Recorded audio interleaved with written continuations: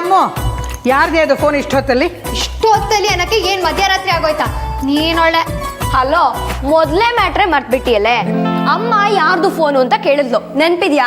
ಇವಳ್ದೊಂದು ಆಫೀಸಿಂದ ಫೋನ್ ಬಂದಿತ್ತಮ್ಮ, ಬೇಗ ಕೆಲ್ಸಕ್ಕೆ ಜಾಯ್ನ್ ಆಗಿ ಅಂತಿದ್ದಾರೆ. ಅಯ್ಯೋ ನೀನು ನಿನ್ನ ಕೆಲಸ ಬಾ, ನಿನ್ಗೆ ಊಟಕ್ಕೆ ಬಡಿಸ್ತೀನಿ, ಬೇಗ ಬಾ.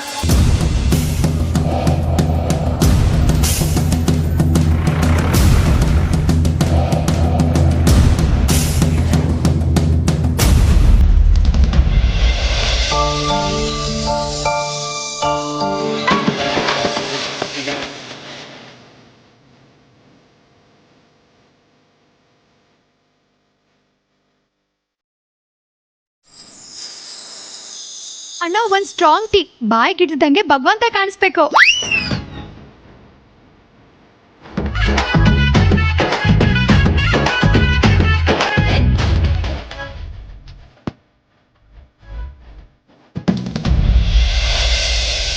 ನೀನು ಮೀಟ್ ಮಾಡೋದಕ್ಕೆ ಇದಕ್ಕಿಂತ ಬೆಟರ್ ಜಾಗ ಸಿಗ್ಲಿಲ್ವಾ?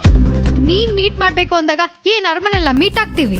ನೀನ್ ಹುಡ್ಕೋ ಜಾಗಕ್ಕಿಂತ ಇದು 1000 ಪಾಲ್ ಬೆಟ್ರು. ನೀನ್ ಹುಡ್ಕೋ ಜಾಗನೋ ಇಲ್ಲ ಪಾಳ್ ಬಿದ್ದಿರುತ್ತೆ, ಇಲ್ಲ ಬೂತ್ ಬಂಗ್ಲೆ. ನೀನೊಂಥರ ವಿಚಿತ್ರ. ಶರಾಫ್, ಅದಾಗಿರ್ಲಿ, ಹೊತ್ತು ಗೊತ್ತಿಲ್ಲದೆ ಕಾಲ್ ಮಾಡ್ಬೇಡ ಅಂತ ಎಷ್ಟು ಸಲ ಹೇಳಿಲ್ಲ. ನೈಟ್ ಹೊತ್ತಲ್ಲಿ ನನ್ನಂತ ಇನ್ನೋಸೆಂಟ್ ಹುಡುಗಿ ಕಾಲ್ ಮಾಡಿ ಮೀಟ್ ಮಾಡ್ಬೇಕು ಅಂತೀಯಲ್ಲ. ಇನ್ನೋಸೆಂಟ್ ಅನ್ನೋ ಪದಕ್ಕೆ ಮರ್ಯಾದೆ ತೆಗಿಬೇಡ. ಆಯ್ತಾಯ್ತು, ಅದ್ಯಾಕೆ ಮೀಟ್ ಮಾಡಕ್ ಹೇಳ್ದೆ ಅದನ್ನೇ ಹೇಳು. ಅದೇ sales and goods tax GST ಬಗ್ಗೆ ನಿನ್ನ ಒಪಿನಿಯನ್ ಕೇಳೋಣ ಅಂತ. ನಿನ್ ಕೈಲೊಂದು ಬ್ಲಾಗ್ ಓಪನ್ ಮಾಡಿಸಿ ಅದರಲ್ಲಿ ಪೊಲಿಟಿಕಲ್ ಆರ್ಟಿಕಲ್ ನಿನ್ ಕೈಲಿ ಬರ್ಸೋಣ ಅಂತ. ನಮಗೆ ಕೌಂಟ್ರು, ಸುಮ್ನೆ ಟಾಂಗ್ ಕೊಡೋದೆಲ್ಲ ಇಟ್ಕೋಬೇಡ, ವಿಷಯಕ್ ಬಾ. ಆರ್ತಿ ಮತ್ತೆ ವಿಕ್ರಾಂತ ಮೀಟ್ ಮಾಡ್ಸಾದ್ಮೇಲೆ ಇನ್ನೇನಿರುತ್ತೆ? ಅವರಿಬ್ರು ಮದ್ವೆನ ಹೇಗೆ ಎಲ್ಲಿ ಮಾಡ್ಬೇಕು ಅಂತ ಮಾತಾಡ್ಬೇಕು ತಾನೆ. ಸಕ್ಕರೆ ಹಾಕೋದು ಇರುತ್ತಪ್ಪ. ವಾಟ್? ಸಕ್ಕರೆನ? ಅಯ್ಯೋ ನಿಂಗಲ್ಲ ಕಣಯ್ಯ, ಟೀಗ್ ಸ್ವಲ್ಪ ಸಕ್ಕರೆ ಕಮ್ಮಿ ಆಗಿದೆ ಅಣ್ಣ, ಚೂರು ಹಾಕು.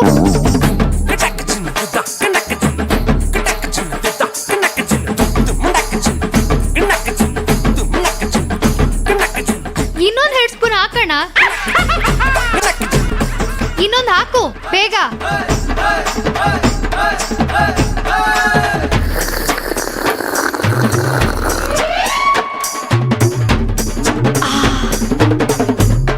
ಸೌಂಡ್ ಮಾಡದೆ ಕುಡಿಯಕ್ ಬರಲ್ವಾ? ಕತ್ತೆಗೇನ್ ಗೊತ್ತು ಕಸ್ತೂರಿ ಪರಿಮಳ. ಸೌಂಡ್ ಮಾಡ್ದೆ ಕುಡಿಯೋಕಿದೇನ್ ಮೂಸುಂಬಿ ಜ್ಯೂಸ? ಇಲ್ಲಿ ನೋಡು.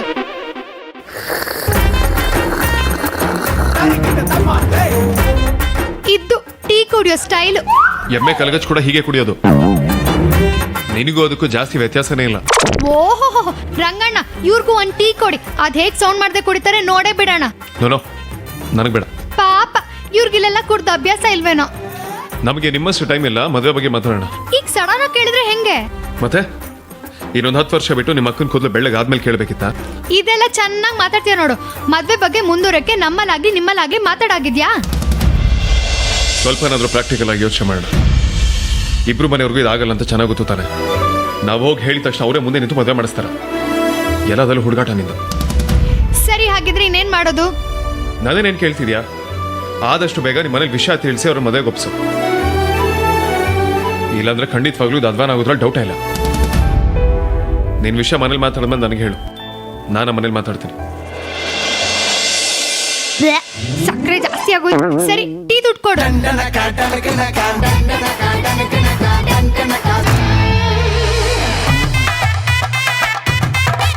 ಹಲೋ, ಏನ್ ಮುಖ ನೋಡ್ತಿದ್ಯಾ? ಅದಕ್ಕೆ ಹೇಳುದು ಪ್ರಪಂಚ ಜ್ಞಾನ ಇರ್ಬೇಕು ಅಂತ. ಏನ್ ಹೇಳ್ತಿದ್ಯಾ? ನಿನಗೆ ಹುಡ್ಗೀರಂದ್ರೆ ಆಗಲ್ಲ, ಓಕೆ. ಅಟ್ಲೀಸ್ಟ್ ಹುಡ್ಗೂರ್ ಸವಸನಾದ್ರೂ ಇಲ್ವಲ್ಲ. ಹುಡ್ಗೀರ್ನ ಹೊರ ಕರ್ಕೊಂಡ್ ಬಂದ್ರೆ ಟ್ರೀಟ್ ಚಾರ್ಜ್ ಎಲ್ಲ ಹುಡ್ಗೂರೇ ಕೊಡ್ಬೇಕು, ಗೊತ್ತಾ? ಆ ಥರ ಏನಾದ್ರು ರೂಲ್ಸ್ ಇದೆಯಾ? ರೂಲ್ಸ್ ಅಲ್ಲ, ಅದು ಅಲಿಖಿತ ನಿಯಮ. ಒಂದು ಟೀ ದುಡ್ಡು ಕೊಡಕ್ಕೂ ಮುಖ ನೋಡ್ತಾನೆ, ಕಂಜೂಸ್. ಚಿಲ್ಡ್ರನ್ನ ನೀವೇ ಇಟ್ಕೊಳ್ಳಿ, ಮನ್ಸು ವಿಶಾಲವಾಗಿರ್ಬೇಕು. ಮದ್ವೆ ಆದ್ಮೇಲೆ ಹೆಂಡತಿಗಾದ್ರೂ ಚೂರು ಪಾರು ಖರ್ಚು ಮಾಡು. ಉಳಿಸ್ಬೇಕು ಅಂತ ದುಡ್ಡನ್ನೆಲ್ಲ ಬಚ್ಚಿಟ್ರೆ ಮಣ್ ಮಾಡುವಾಗ ಯಾರು ಅದನ್ನ ಗುಂಡಿಗೆ ಹಾಕಲ್ಲ, ತಿಳ್ಕೊ.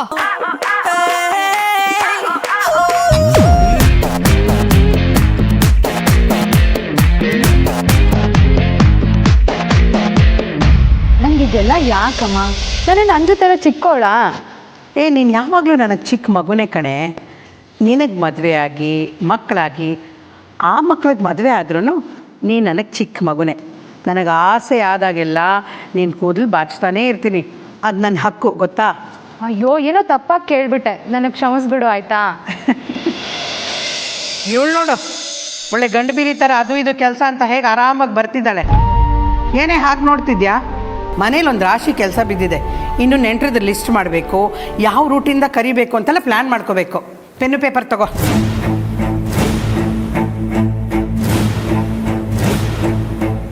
ಆದಷ್ಟು ಬೇಗ ನಿಮ್ಮ ಮನೇಲಿ ವಿಷಯ ತಿಳಿಸಿ ಅವ್ರನ್ನ ಮದುವೆಗೆ ಒಪ್ಸೋ.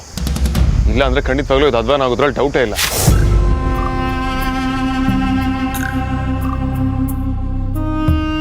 ಯಾಕೆ ಒಳ್ಳೆ ಗರ ಬಡ್ದೋಳ್ತಾರೆ ನಿಂತಿದ್ಯಾ? ನಾ ಹೇಳಿದ್ ಕೇಳಿಸ್ಲಿಲ್ವಾ? ಅಮ್ಮ ನಿನ್ನ ಹತ್ರ ಮಾತಾಡಬೇಕು. ಅದಕ್ಕೆ ಯಾಕೆ ಪೀಠಕ್ಕೆ ಹಾಕ್ತಿದ್ಯಾ? ಅದೇನು ಅಂತ ಹೇಳು. ಅಮ್ಮ ಅದು ಅದೇನಂದ್ರೆ ಪರಿ ಪರಿ ಏನ್ರಿ ಇವತ್ತು ಇಷ್ಟು ಖುಷಿಯಾಗಿದ್ದೀರಾ? ಖುಷಿ ಆಗದೆ ಮತ್ತಿನ್ನೇನು, ನಾನು ಲೋನಿಗೆ ಟ್ರೈ ಮಾಡ್ತಾ ಇದ್ನಲ್ಲ, ಅದು ಸ್ಯಾಂಕ್ಷನ್ ಆಗೋಯ್ತು.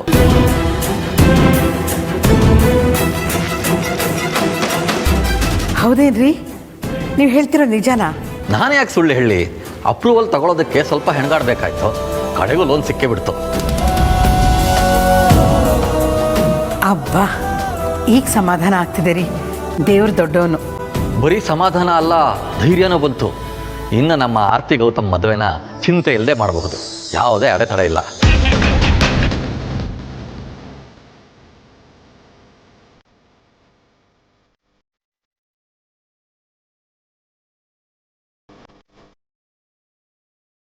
ಕೈಯಲ್ಲಿ ದುಡ್ಡಿಲ್ಲದೆ ಇದ್ದರೆ ಕೈ ಕಾಲೇ ಓಡಲ್ಲ.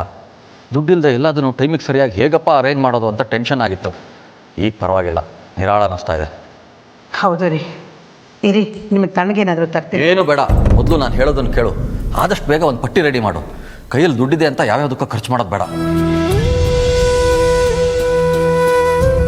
ಇಂಪಾರ್ಟೆಂಟಾಗಿ ಏನೇನು ಬೇಕೋ ಯೋಚನೆ ಮಾಡಿ ಬರೆದಿಡು. ನನ್ನ ಹತ್ರ ಜಾಸ್ತಿ ಏನೂ ಇಲ್ಲ, ಆದರೆ ಇರೋದರಲ್ಲಿ ಛತ್ರ ಬುಕ್ ಮಾಡೋದಕ್ಕೆ, ನಮ್ಮ ಕಡೆಯಿಂದ ತಾಳಿ ಮತ್ತು ಸಣ್ಣ ಪುಟ್ಟ ಒಡವೆ ಮಾಡೋದಕ್ಕಾಗುತ್ತೆ. ರೀ, ಇಷ್ಟೊತ್ತು ನಾನು ಅಮ್ಮಗೆ ಅದನ್ನೇ ಹೇಳ್ತಿದ್ದೆ, ನೆಂಟರ್ ಲಿಸ್ಟ್ ಮಾಡೋಣ ಅಂತ. ಅಮ್ಮು, ಅದ್ರ ಜೊತೆಗೆ ಅಪ್ಪ ಹೇಳಿದ್ದನ್ನು ಬರೆಯೋಣ. ಎಲ್ಲ ಸೇರಿಕೊಂಡು ಅದನ್ನೇ ಒಂದು ದೊಡ್ಡ ಸಮಾರಾಧನೆ ಮಾಡಿಬಿಡ್ಬೇಡಿ ಮತ್ತೆ. ಅಯ್ಯೋ ಇಲ್ಲ ರೀ, ಆದಷ್ಟು ಬೇಗ ಲಿಸ್ಟ್ ಮಾಡ್ತೀನಿ. ನೀವು ಬನ್ನಿ, ಏನಾರು ತಿನ್ನಿವ್ರಂತೆ. ಬನ್ನಿ.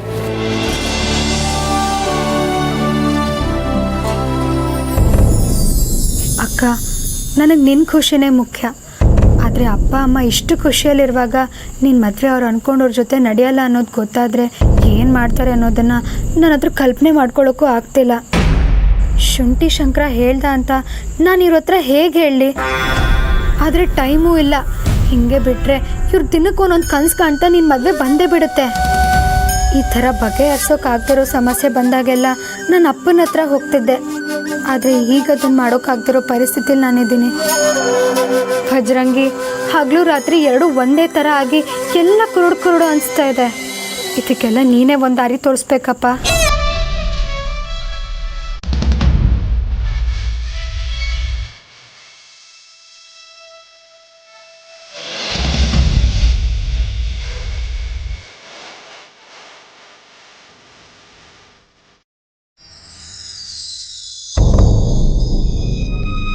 ಅಕ್ಕ, ಇಲ್ಲಿ ಕುತ್ಕೊಂಡು ಏನೇ ಯೋಚನೆ ಮಾಡ್ತಿದ್ಯಾ? ತಗೋ, ಪಾಯಸ ತಿನ್ನು. ಅಕ್ಕ ಮಲಗಿದ್ಲಾ? ಕಣೆ, ಎಷ್ಟೋ ದಿನದ ನಂತರ ನೆಮ್ಮದಿಯಾಗಿ ನಿದ್ದೆ ಮಾಡ್ತಾ ಇದ್ದಾಳೆ.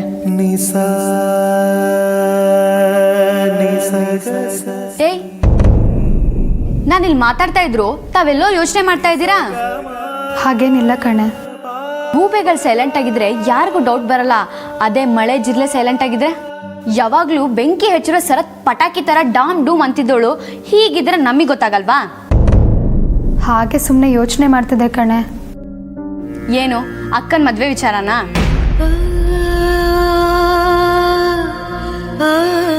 ಅಯ್ಯೋ ಹೇಳಕ್ಕ. ಹೌದು ಕಣೆ, ಅದ್ರ ಬಗ್ಗೆನೇ ಯೋಚನೆ ಮಾಡ್ತಿದ್ದೆ. ಇವತ್ತು ಶುಂಠಿ ಶಂಕರನ ಹತ್ರ ಮನೇಲಿ ಒಪ್ಸಿನೇ ಮದುವೆ ಮಾಡಿಸ್ಬೇಕು ಅಂತ ಏನೇನೋ ವಾದ ಮಾಡಿಬಿಟ್ಟೆ ಕಣೆ. ಆದರೆ ಈಗ ಅದು ಸಾಧ್ಯ ಇಲ್ಲ ಅನ್ನಿಸ್ತಿದೆ ಕಣೆ. ಸಾಲದಕ್ಕೆ ಅಕ್ಕನ ಹತ್ರ ನೀನೇನು ಟೆನ್ಷನ್ ಮಾಡ್ಕೋಬೇಡ, ನಾನು ಎಲ್ಲ ನೋಡ್ಕೋತೀನಿ ಅಂದಿದ್ದೀನಿ. ಆದರೆ ಈಗ ಏನು ನೋಡ್ಕೊಳ್ಳೋದು ಅರ್ಥ ಆಗ್ತಿಲ್ಲ ಕಣೆ. ನೀನು ವಾದ ಮಾಡಿದಾಗ ವೇದಾಂತ್ ಅವ್ರು ಏನು ಹೇಳಿದ್ರು? ನಮ್ಮನೇಲೇನೋ ಒಪ್ಪಿದ್ರು ಒಪ್ಪೋದು, ಆದರೆ ನಿಮ್ಮನೆ ಕತೆ ಏನು? ಮೊದಲೇ ನಮ್ಮಿಬ್ರು ಫ್ಯಾಮಿಲಿಗೆ ಆಗ್ಬರಲ್ಲ ಅಂತ ಹೇಳ್ತಿದ್ರು. ಕರೆಕ್ಟ್ ಅಲ್ವಾ? ಅವ್ರು ಹೇಳೋದು ಸರಿಯಾಗೇ ಇದೆ. ಇದೇನೆ ಹೀಗೆ ಹೇಳ್ತಿದ್ಯಾ? ನಮ್ಮ ಮನೇಲಿ ಒಪ್ಪಿಲ್ಲ ಅಂದ್ರೆ ಈಗ ಅಕ್ಕಂಗೂ ವಿಕ್ರಾಂತ್ಗೂ ಹೇಗೆ ಮದ್ವೆ ಮಾಡೋದು? ಸಿಂಪಲ್ ಅಕ್ಕ, ಉಳ್ದಿರೋದು ಕೂಡ ಒಂದೇ ದಾರಿ. ಏನೇ? ಇಬ್ರು ಕರ್ಕೊಂಡೋಗಿ ದೇವಸ್ಥಾನದಲ್ಲೋ ಎಲ್ಲೋ ತಾಳಿ ಕಟ್ಸೋದು. ಅವ್ರಿಬ್ರು ಮನೆ ಕರ್ಕೊಂಡು ಬಂದ್ಮೇಲೆ ಮನೆಯವ್ರಿಗೆ ಒಪ್ಕೊಳ್ದೆ ಬೇರೆ ಆಪ್ಷನ್ನೇ ಇರಲ್ಲ ಅಲ್ವಾ? ಏನೇ ಹೇಳ್ತಿದ್ಯಾ? ಸಂಸ್ಕಾರ ಇರೋ ಮನೆ ಹೆಣ್ಮಕ್ಳು ಮಾಡೋ ಕೆಲ್ಸನ ಇದು. ನೀನು ಒಳ್ಳೆ ಹಳೆ ಮುದುಕಿ ಥರ ಆಡ್ಬೇಡ ಅಕ್ಕ, ಸ್ವಲ್ಪ ಪ್ರಾಕ್ಟಿಕಲ್ ಆಗಿ ಯೋಚನೆ ಮಾಡು. ವಿಕ್ಕಿ ಅಕ್ಕ ಒಬ್ರನ್ನೊಬ್ರು ಬಿಟ್ಟಿರೋಕ್ಕಂತೂ ಆಗಲ್ಲ. ಹಾಗಿದ್ಮೇಲೆ ಬೇರೆ ದಾರಿ ಏನಿದೆ? ಹಾಗೆಲ್ಲ ಮಾಡಿದ್ರೆ ಮನೇಲಿ ಒಪ್ಕೊಳ್ತಾರೇನೆ? ಮತ್ತೆ ಈಗ ಹೋಗಿ ಅವರಿಬ್ರು ಲವ್ ಮಾಡ್ತಿದ್ದಾರೆ ಅಂದ್ರೆ ಮನೇಲಿ ಒಪ್ತಾರಾ? ಖಂಡಿತ ಒಪ್ಪಲ್ಲ. ಅದು ಗೊತ್ತಿರೋದೇ ಅಲ್ವಾ.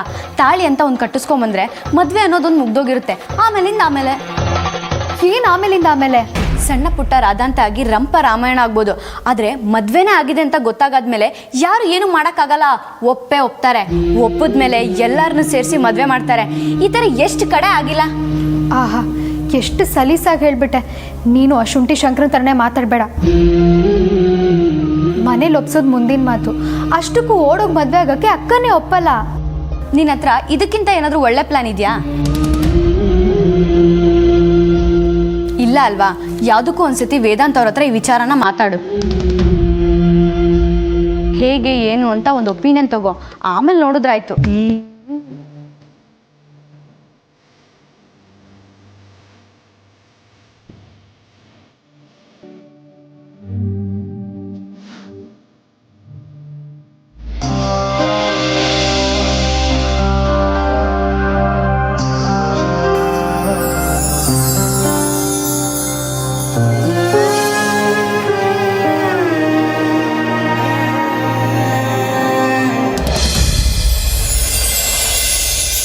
ಹೇಳಿ ಮೇಡಮ್, ಏನು ಡಿಸೈಡ್ ಮಾಡಿದ್ರಿ?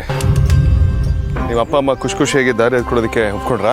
ಈಗ ಕಿಚ್ಚಾಸೋದೆಲ್ಲ ಇಟ್ಕೋಬೇಡ ಅಂತ ಹೇಳಿಲ್ಲ ನಿಂಗೆ? ಈಗ ಡೈರೆಕ್ಟಾಗಿ ಕೇಳಿದ್ರೆ ಹೇಗೆ?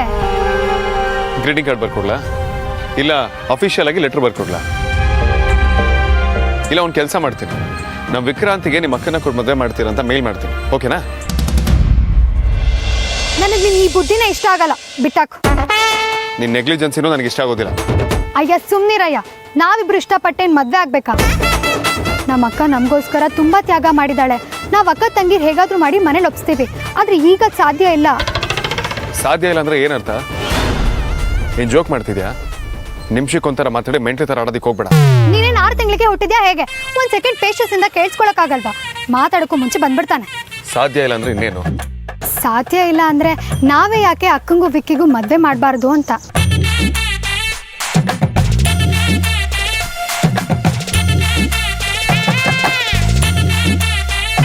ಒಬ್ಳು ಹುಡುಗಿ ಆಡೋ ಮಾತಿಂದನೂ ನನಗೆ ಖುಷಿ ಆಗುತ್ತೆ ಅಂತ ನಾನು ಯಾವತ್ತೂ ಅನ್ಕೊಂಡಿರಲಿಲ್ಲ. ಪರವಾಗಿಲ್ಲ, ನೀನು ಬ್ರಿಲಿಯಂಟ್ ಅಲ್ಲದೆ ಇದ್ರು ಬುದ್ಧಿವಂತ ಹೇಳ್ತಾರ ಯೋಚನೆ ಮಾಡಿದ್ಯಾ. ನನಗೆ ಇದಕ್ಕೆ ಒಪ್ಪಿಗೆ ಇದೆ. ಒಂದು ಕೆಲಸ ಮಾಡು, ನಾಳೆ ದೇವಸ್ಥಾನಕ್ಕೆ ನಿಮ್ಮ ಅಕ್ಕನ ಕರ್ಕೊಂಡು ಬಾ, ನಾನು ವಿಕ್ರಾಂತ್ನ ಕರ್ಕೊಂಡ್ಬರ್ತೀನಿ. ಮದುವೆ ಮಾಡಿ ಮುಗಿಸ್ಬೇಡ. ನಾಳೆನಾ? ಮತ್ತೆ ಇವರಿಬ್ಬರು ಲವ್ ಸ್ಟೋರಿನ ಸೀರಿಯಲ್ ಥರ 1,500 ಎಪಿಸೋಡ್ ಎಳೆಯೋದಕ್ಕಾಗತ್ತಾ? ಏನೋ ಒಂದು ಪ್ರಾಬ್ಲಮ್ ಇದೆ ಅಂತಂದ್ರೆ ಅದನ್ನ ಆದಷ್ಟು ಬೇಗ ಫಿಕ್ಸ್ ಮಾಡಬೇಕು. ಹಾಗಾದ್ರೆ ದೊಡ್ಡ ಪ್ರಾಬ್ಲಮೇ ಇದೆ. ಏನದು? ಈ ಥರ ಮದುವೆಗೆ ಅಕ್ಕನ್ನ ನೀನು ಒಪ್ಸೇ ಇಲ್ಲ. ಹೀಗಿರುವಾಗ ಅಕ್ಕನ ನಾಳೆ ಹೇಗೆ ಕರ್ಕೊಂಡು ಬರೋದು? ಅದು ಅಲ್ಲದೆ ಅವಳು ಈ ಥರ ಮದುವೆ ಆಗೋದಕ್ಕೆಲ್ಲ ಒಪ್ಪೋದೂ ಇಲ್ಲ. ಏಯ್, ಏನು ಆಟ ಆಡ್ತಿದ್ದೀರಾ ನೀವು? ಇದಕ್ಕೆ ನನಗೆ ಹುಡುಗಿರ್ ಕಂಡ್ರೆ ಇರಿಟೇಟ್ ಆಗೋದು. ಲವ್ ಮಾಡಾದ್ಮೇಲೆ ಒಪ್ಕೋಬೇಕು. ನನ್ನ ತಮ್ಮ ನಿಮ್ಮ ಅಕ್ಕನಿಂದ ಸುತ್ತೋದೋಕೆ, ಲವ್ ಮಾಡೋದೋಕೆ, ಅವನ ಅಪ್ಪ ಅಮ್ಮನ ಬಿಟ್ಟು ಬರೋದು ಓಕೆ. ಆದ್ರೆ ನಿಮ್ಮ ಅಕ್ಕನಿಗೆ ಈ ರೀತಿ ಮದುವೆ ಆಗೋದು ಮಾತ್ರ ನಾಟ್ ಓಕೆ. ಏನ್ ಕರ್ಮರಿ ಇದು? ನೋಡು, ನಿನಗೆ ನಮ್ಮ ಅಕ್ಕನ ಬಗ್ಗೆ ಏನು ಗೊತ್ತಿಲ್ಲ. ಸೊ ನೀನು ಅವಳ ಬಗ್ಗೆ ಏನು ಮಾತಾಡಬೇಡ. ಈಗ ನೀನೇ ಹೇಳ್ತಿಯಲ್ಲ, ಇನ್ನೇನು ಗೊತ್ತಾಗಬೇಕು? ಸಾಕು ಸುಮ್ನಿರಯ್ಯ, ನಿನಗಿದೆಲ್ಲ ಅರ್ಥ ಆಗಲ್ಲ. ಅಕ್ಕನ ಪ್ರಪಂಚದಲ್ಲಿ ಅವಳಿಗೆ ಅವ್ರ ಅಪ್ಪ ಅಮ್ಮನೇ ದೇವ್ರು. ಅವ್ರು ಹಾಕಿರೋ ಗೆರೆನ ಅವಳು ಯಾವತ್ತೂ ದಾಟಿಲ್ಲ. ನಿಮ್ಮಂಥ ಮಿಡಲ್ ಕ್ಲಾಸ್ ಫ್ಯಾಮಿಲಿ ಅವ್ರ ಹಣೆ ಬರನೇ ಎಷ್ಟು. ಹೌದು ಕಣಯ್ಯ, ಮಿಡಲ್ ಕ್ಲಾಸ್ ಫ್ಯಾಮಿಲಿ ಹಿರಿಮಗಳ ಸಮಸ್ಯೆ ನಿನಗೆಲ್ಲ ಅರ್ಥ ಆಗಬೇಕು. ಇಂಥದ್ದು ಓದು ಅಂದ್ರು ಓದಿದ್ಲು, ಓದಿದ್ ಸಾಕು ಅಂದ್ರು ಬಿಟ್ಲು, ಕೆಲಸ ಮಾಡಬೇಡ ಅಂದ್ರು ಮಾಡಲಿಲ್ಲ. ಯಾಕೆ ಗೊತ್ತಾ? ಅವಳಿಂದ ನಾವು 3 ಜನ ಹೆಣ್ಮಕ್ಳಿದ್ದೀವಿ, ಅವಳ ಬುದ್ಧಿನೇ ಕಲಿತೀವಿ ಅಂತ ಹೆದರಿಸಿ ಬೆಳೆಸಿದ್ದಾರೆ ಅವಳನ್ನ. ಮತ್ತೆ ಲವ್ ಮಾಡೋದಕ್ಕಾಗತ್ತೆ? ಮುಟ್ಟಾಳಂತರ ಮಾತಾಡಬೇಡ. ಅವಳು ಮನುಷ್ಯಳೆ, ಅವಳಿಗೂ ಭಾವನೆಗಳಿರುತ್ತೆ, ಕನ್ಸುಗಳಿರುತ್ತೆ, ಆಸೆಗಳಿರುತ್ತೆ. ಅವಳ ಮೈಯಲ್ಲೂ ರಕ್ತಾನೇ ಹರಿತಿರೋದು. ಆದರೂ ಅದನ್ನೆಲ್ಲ ಅವಳು ಕಂಟ್ರೋಲ್ ಮಾಡಿಕೊಂಡು ಎಲ್ಲಿ ತನ್ನ ಪ್ರೀತಿಯಿಂದ ಮನೋರೆಲ್ಲ ಬೇಜಾರು ಮಾಡ್ಕೊಳ್ತಾರೆ ಅಂತ ಕೊರಗ್ತಾಳೆ. ಅದಕ್ಕೆ ಮನ್ಸಲ್ಲಿ ತನ್ನ ಪ್ರೀತಿ ಇಟ್ಕೊಂಡು ಹೇಳೋಕ್ಕಾಗದೆ ಒದ್ದಾಡಿದ್ದು. ಇದೆಲ್ಲ ನಿನ್ನಂಥ ದುಡ್ಡಿನ ಮುಖ ನೋಡಿದವ್ರಿಗೆ ಎಲ್ಲ ಅರ್ಥ ಆಗುತ್ತೆ. ಬರೀ ಕಷ್ಟ ನುಂಗ್ಕೊಂಡು ಮರ್ಯಾದೆಗೆ ಹಂಚ್ಕೊಂಡು ಬದುಕ್ತಿರೋಳಿಗೆ ಅಷ್ಟು ಸಲಿಸಲ್ಲ, ಗೊತ್ತಾಯ್ತಾ? ಒಂದು ಮಾತಾಡಿದ್ರೆ 100 ಮಾತಾಡ್ತೀಯ. ಪ್ರಾಬ್ಲಮ್ಗೆ ಸೊಲ್ಯೂಷನ್ ಹುಡ್ಕೋ ಬದಲು ಇರೋ ಪ್ರಾಬ್ಲಮ್ಗೆ 1000 ರೀಸನ್ಸ್ ಹೇಳ್ತಿದ್ದೆ. ನನಗದೆಲ್ಲ ಗೊತ್ತಿಲ್ಲ. ನಾಳೆ ನಾನು ವಿಕ್ರಾಂತನ ಕರ್ಕೊಂಬರ್ತೀನಿ, ನೀನು ನಿಮ್ಮ ಅಕ್ಕನ ಕರ್ಕೊಂಬರ್ಬೇಕು ಅಷ್ಟೇ. ನೀನು ಹೇಳ್ದಷ್ಟು ಸುಲಭ ಅಲ್ಲಪ್ಪ ಇದೆಲ್ಲ. ಪುರೋಹಿತರು ಬಾಕಿ ವಿಚಾರದ ಬಗ್ಗೆ ನೀವೇನೋ ತಲೆ ಕೆಡ್ಸ್ಕೊಬೇಡಿ, ಅದನ್ನೆಲ್ಲ ನಾನು ನೋಡ್ಕೋತೀನಿ. ನಾನು ಹೇಳೋದನ್ನ ಸೀರಿಯಸ್ ಆಗಿ ಯೋಚನೆ ಮಾಡಿ. ನಿಮ್ಮ ಅಕ್ಕನ ಭವಿಷ್ಯ ಇವಾಗ ನಿನ್ನ ಕೈಲಿದೆ. ಬರ್ತೀನಿ.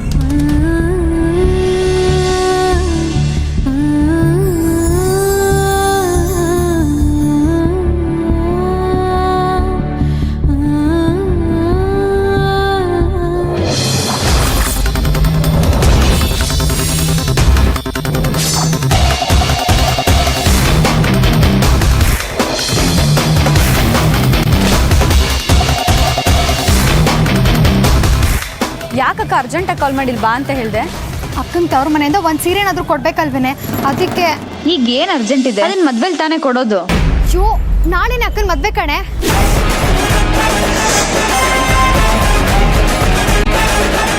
ಏನು ನಾಳೆ ಮದ್ವೆನಾ? ಏನ್ ತಮಾಷೆನಾ? ಹಲೋ, ಅದು ನನ್ನ ಡೈಲಾಗು. ಏನೋ ದೊಡ್ಡದಾಗಿ ಮದುವೆ ಮಾಡಿಸಿ ಕರ್ಕೊಂಬಂದ್ರೆ ಆಯಿತು ಅಂದೆ, ಈಗ ಅದನ್ನೇ ಮಾಡ್ತಿರೋದು. ಈ ಥರ ಮದುವೆ ಎಲ್ಲ ಅರ್ಜೆಂಟಲ್ಲೇ ಆಗೋದು. ನಾನು ಕಷ್ಟಪಟ್ಟು ಮನ್ಸು ಕಟ್ಟಿ ಮಾಡ್ಕೊಂಡು ಬಂದಿದ್ದೀನಿ. ಬಟ್ಟೆ ತಗೊಳ್ಳೋದ್ರಲ್ಲಿ ನಿನ್ನ ಟೇಸ್ಟ್ ಚೆನ್ನಾಗಿರುತ್ತೆ ಅಂತ ನಿನ್ನನ್ನು ಕರೆಸ್ದೆ. ದುಡ್ಡು, ಪಾಕೆಟ್ ಮನಿ, ಅದು ಇದು ಅಂತ ಎಲ್ಲ ತಂದಿದ್ದೀನಿ. ನೀನು ಸುಮ್ಮನೆ ಬಾ ನನ್ನ ಜೊತೆ.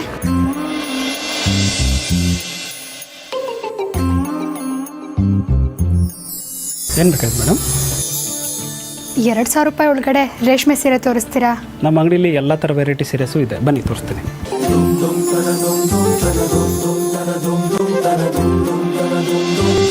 ಸೌಮ್ಯ, ಇವ್ರಿಗೆ 2,000 ರೂಪಾಯಿ ಒಳಗಡೆ ರೇಷ್ಮೆ ಸೀರೆ ತೋರಿಸಿ.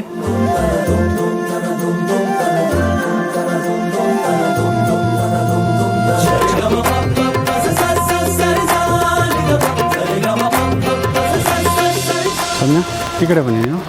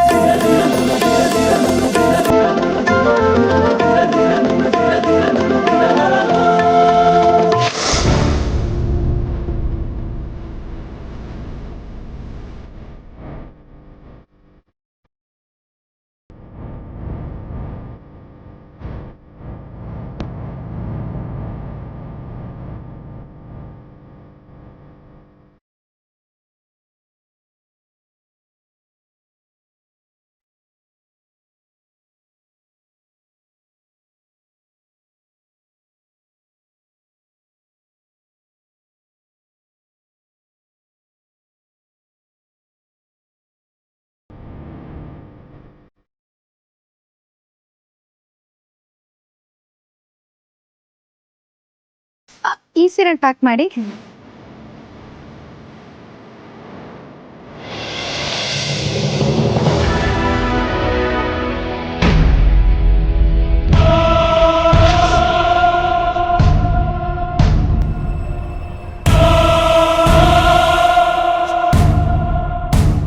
ಅಕ್ಕ ಹಿಂದೆ ನೋಡೆ.